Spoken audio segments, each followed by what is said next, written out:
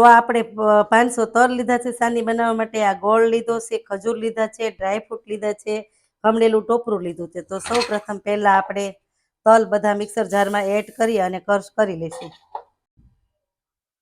હવે તલ આપણે ક્રશ કરી લીધા છે, બધા ક્રશ કરી લીધા છે, થોડાક સાઈડ ઉપર મૂકી દીધા છે. હવે આપણે ગોળ એડ કરી દઈશું અને સાથે ખજૂર પણ એડ કરી દઈશું. હવે એક સાથે પાછું મિક્સર જારમાં ક્રશ કરી લઈશું. હવે સરસ રીતે આપણે તલ ક્રશ થઈ ગયા છે મિક્સર જારમાં. તો આપણે ડ્રાયફ્રૂટ એડ કરી દઈશું. થોડાક ઉપરથી નાખવા રાખશું, થોડુંક ટોપરું એડ કરી દઈશું. હવે આપણે બધું મિક્સ કરી દઈશું. આ રીતે બધું મિક્સ કરી દેવાનું, એકદમ ટોપરું ને ડ્રાયફ્રૂટ. હવે એક સરસ રીતે આ રીતે તપેલીમાં લઈ અને આપણે એકદમ સરસ રીતે દાબી દેવાનું.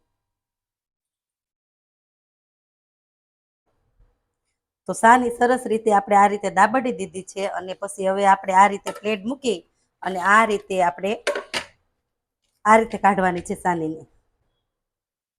તો સાની આપણી તૈયાર થઈ ગઈ છે અને ઉપરથી ડ્રાયફ્રૂટ એડ કરી દઈશું. આપણે ટોપરાની છીણ એડ કરી દઈશું. તો સાની આપણી તૈયાર. તો તૈયાર છે આપણી સાની. અને જો તમને મારી સાનીની રેસીપી પસંદ આવી હોય તો મારી ચેનલને લાઈક કરજો, શેર કરજો અને સબસ્ક્રાઈબ કરી દેજો. અને જેથી કરીને વધારે શેર કરજો, જેથી કરીને મારા અવારનવાર વિડીયો તમને મળતા રહે. જય સ્વામિનારાયણ, જય દ્વારકાધીશ.